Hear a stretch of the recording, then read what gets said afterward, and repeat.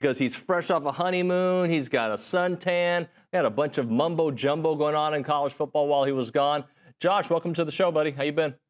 Wasn't that great, David? Everyone, I guess it would have been about a week ago this time. Everyone's freaking out. Biggest day in the history of college athletics. Can you imagine just swinging back and forth on a hammock half a world away, occasionally checking your phone when you have service? Does something happen? Yeah. And then you roll back over, go back to sleep. That was my life last week. You know, it's interesting. When I have vacation, I can't wait to have vacation, and I need it, and I want to get away. And then when I'm there, I'm thinking about work, like content that I want to do. Like I get fresh. Like the recharge is a real thing. Like you come back like refreshed with like things that I hadn't thought of before. Because when you're in the middle of it, you only see 2 or 3 feet in front of you. When you're away from it, you kind of get a different perspective. Was that the case for you? Yeah, I had no idea what to expect. I came to CBS in January of 2020. I haven't taken a vacation day since 2020. I've not been gone a single day because I consider my job a vacation. Basically, when you cover football, it's kind of a vacation. So certainly I have not taken a week away. I didn't know. I didn't know how to handle myself. To be honest, I still don't know how to handle myself. Some would argue I never did know how to handle myself. But yeah, the inclination was there to make sure I was at least somewhat plugged in. I took some business calls in the morning because we're like renegotiating a bunch of deals right now. So I couldn't totally unplug. But as far as putting content out, as far as doing hits like this, as far as like covering anything, yeah, I was about as out as one could be because that's what everyone told me I should do. So I always follow the crowd, as you know. Never a leader, always a follower. So for me in this show, it's like football season's 24/7 for us. All year long we talk it, but there's a different level of energy and focus. I think once baseball season ends for us, then we get to this part of the summer. We're a month away from SEC Media Days, and I think that's the next chapter of like the refocus. Is that kind of how it is for you? Yeah, so this is also the time of year where, like I was saying, if you have deals that you want to renegotiate, like everyone shapes their contract to come up this time of year, whether it's me or whether it's 15 other people. So that's going on. And then obviously, simultaneous to that, if you want to maybe add people to your staff internally, this is when they're free to move. Then you also have the ability to talk to coaches because, relatively speaking, this is as free as they'll ever be. Um, I think also from an ideas standpoint, whether it's with you guys, whether it's with me, if there's any big picture changes you want to make, maybe you were going to add on to the studio, maybe you were going to go in a different direction, theoretically in your content. Well, this is the time of year that you workshop all that stuff. So it's kind of the same way in college football. Like if you're going to go visit a staff, this is probably the time of year you're on the road as a staff visiting another staff. This is, I call it accordion season. You know, the accordion as an instrument, it expands, it contracts, but it's very flexible. Yeah. Most of the calendar year, you don't have that ability. This is the time of year that you kind of have that ability. Some use it to go vacation. Some use it to, completely change their org charts. It's all over the place. That's the nature of an accordion. Unfortunately, though, like the real only new news that we get right now is in a courtroom, right? Or like law or like a boardroom meeting. Like that's it. Like there isn't like everything here is hypothetical when it comes to football, right? You would think, except for like, all right, we're going to make this move. We're going to do this with the playoffs. We're going to do this. And, like that's, and I don't necessarily like reporting on that. And I think you're the same. Definitely am the same. You also, if it were just you and I talking, that'd be one thing. But you also, like me, you're doing a show where you have an audience that watches that show. So not only are you talking about your personal interests, you're also responsible to serving the interests of the audience. That's actually what the whole purpose of the show is. So what if they don't want to hear about it? How do you format the show?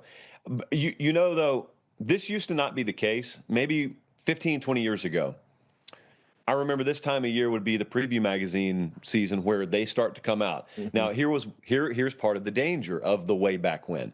All right, if it's June and I go pick up a preview magazine, you and I know nothing's happening on the football field between now and the late August, early September. But if I form an opinion, if I think A&M's going to win the Big 12 at the time, if I think they're going to win the Big 12 in June, Man, it gets old saying the same thing for 4 months. Hmm. So you start by late July, early August, start wrestling with your own internal self, and you start changing your opinion, and you look back by the time the ball gets kicked off in the first week of September, you look at how radically your opinions have changed, and you say, what changed my opinions? Right. Nothing's happened. What could have changed? Well, the answer is redundancy. So maybe, just maybe, out of all the negatives, if I'm trying to pull one layer of positive, it's that the distraction that all the rulings and all the settlements and whatnot give now is you don't stay as focused day to day on the monotony of prediction season to where, who knows, man, maybe we'll actually nail some predictions, ironically, by focusing less on the sport. Again, it's not the dynamic I like, but I'm just trying to be positive, David. I don't want darkness everywhere.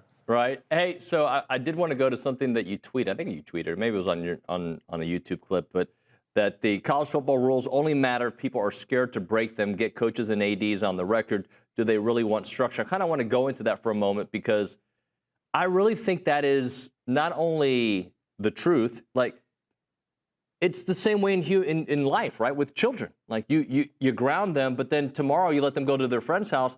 Is that really, are they really scared of that rule?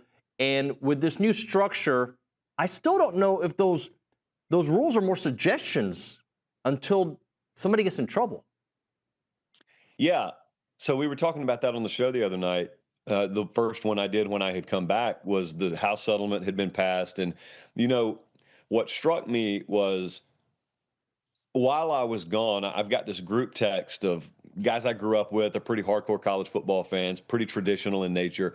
And a couple of them, when the House settlement passed, had the sentiment of, well, there goes college football. Oh, it's done now. And even on a beach in St. Lucia, I was asking him, what are you talking about? What do you mean? You're like me, okay? All these guys feel the same way about the sport I do. So you, how is it gone today if you didn't already think it was gone yesterday, if that's your opinion? I said, and they said, well, how can you defend this? I said, well, first off, it's not my case to defend. But secondly, judging by the language of this settlement, we've got a cap on spending now, do we not? We've got revenue sharing now. We've got NIL guardrails now. Whether you can enforce them is a whole nother topic. But we also, if this is adhered to, you're infinitely less likely to see a ton of churn in the transfer portal because there's incentive for guys to stay on a roster. So I said, what are you talking about? Like, how is this worse today than it was yesterday? But then you go back to what I just said. Okay, well, can you enforce it?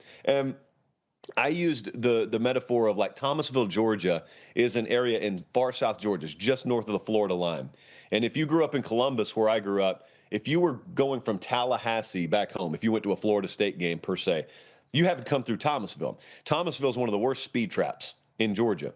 So when it says 30 miles an hour, everyone drives 30. They don't even go 5 over because they know you've got GSP on the side of the road constantly. Well, that's the same way with this. You can talk about how everyone's agreed to these new rules, and if anyone runs afoul of them, you're going to get heavily fined, or you're going to get stripped of this or that. Coaches are going to be suspended multiple games, or this is the worst one, you get a reduced revenue cap. That would be big time. Is anyone scared that it's going to happen to him? And what I was saying, and I'll keep yelling this, is every time you hear coaches talk, every time I talk to them, every time you hear ADs talk, they all talk about the same thing. They all say, we want rules, we want structure, we want to know what the deal is, and we want enforcement. I don't know if you have. I haven't heard any coach say anything other than that. So if that's the case, I'm perfectly willing to take you at your word. But what I was saying is, get them all on the record at your spring meetings or whatnot. Get them all on the record. Ask every one of them to their face, is this what you want? They'll all nod their head. All right, so do we all agree we want this? Yes. Okay, if it's a consensus yes, then you won't mind if we have extremely rigid, tough penalty structure for people who violate this, right? They'll all agree with it. What I'm saying is I'd love for that to just publicly, just be on the record, because no one's going to push back on it publicly. And that really helps you down the road when inevitably someone does run afoul of it and you drop the hammer on their head. They can't really push back. You've got their own words that you use against them. And I do believe most people want this. I do believe most people want this structure. It's like the usual case of I mean, if a kid's in your class cheating, Mhm. you're trying to get the best grades in the class. You've got that whole catch-22 of, well, I don't want to cheat. I studied all night. Like, I would like to do this the right way. But if that dude's got the cheat code right under his sheet, and no one tells the teacher, I'm going to finish second best through no fault of my own. That's how most of those coaches and ADs feel. So just get it on the record. Just be fully transparent about it was my whole point. And well, they want rules for everybody else, maybe not themselves. They're not going to break a lot of rules, right? Right, but they'll, maybe they'll dabble a little bit in this rule breaking. But for sure, they don't want Ole Miss to do it, or Georgia to do it, or everybody else.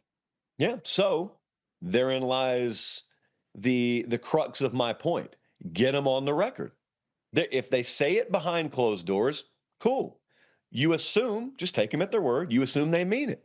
I assume that Nuno University, when he says he wants these rules and he has no problem with hard and stiff governance, well, okay, then let's say it on the record. Let's get it on the record. Because really what they're scared of is twofold. They're scared of enforcement, but everyone's terrified of having their words used against them. Mm-hmm. But you don't worry about that if you don't intend to run afoul of the rules. Like when I take my wedding vows, well, I'm not really nervous because I fully plan on adhering to everything I said. If I didn't, then maybe I should work in some language here where down the road I could use it to weasel my way out. It's the same way with this. And then obviously the entire third rail of this is, can you enforce the rules, period? Yep. And that's the whole fight right now in Congress. That's the whole fight of, can you get the limited antitrust exemption? I mean, I've been on record as saying I'm rooting for them to get it. And I'm the last dude who ever wants to rely on the federal government to help anything or save anything. But it's not a perfect world. It's not, we're not constructing college athletics right now. If we were constructing college athletics from scratch, I wouldn't be advocating for this, but we're well down the road. So we're sort of in cleanup mode. And when you're in cleanup mode, when your yard's a disaster, your neighbor who you don't particularly get along with may have the blower or may have the rakes or may have the stuff and equipment that you need. And you just kind of grin and bear it and you accept his help and hope for the best, I guess. Talking to Josh Pate here on TexAgs Live. I want to go back to something you said earlier, that you feel like with this new structure that maybe people won't take advantage of the portal as much. And I don't disagree, but I don't know if I agree. Like, what is your thinking? Why do you think there would be more incentive to stay? Why do you feel that? Yeah. So this is going to be, it's common sense to me, but it's probably going to be a little more unwritten. And I say this because of feedback that I've gotten sort of at the conference level with the Big Two. The ideal structure is a tiered or escalating incentive structure of earning, to where if I enroll as a true freshman at Nuno University, if I'm on your roster, if I'm a scholarship player, there's a certain baked in elevating guarantee of earnings that I'm going to get. If I'm there as a sophomore, then if I'm there as a junior, if I'm there as a senior, it's basic incentive structure of earnings to get me to stick around. Now, there's no rule, as you'll notice in that house settlement, there's no rule that says you had to do that. I think what there is there's sort of an unwritten nod of the head and understanding amongst everyone, this is needed. So let's all be adults about this and structure our rev share in a responsible way. It's the way you should do it anyway, Right. but it's also the way you do it to serve the sport. Now, what happens there is if everyone largely operates off that same premise of sophomore is going to earn more than freshman, junior is going to earn more than sophomores, et cetera, then what you don't have to do is you don't have to have language that makes the portal go away, because that's illegal. You can't do it. But what you would do is you would greatly reduce traffic in the portal, because guys would know I'm free to leave anytime I want to. However, if I leave, I kind of give up my status, my earnings status, and I go kind of start over as a year one player at a new university. Now, for some guys, that's still going to make sense. But for many, many, many more guys who just haphazardly have been jumping in the portal just to see what's there, I don't think that's there anymore, because they know there's a much more tangible reason. I can touch it in my hands. There's a reason for me to stay here. And then you, of course, get the downstream effect of guys learning, lessons we used to know up until 5 minutes ago of what's sticking it out Right. and weathering adversity in the storm and whatnot, what that can sometimes yield.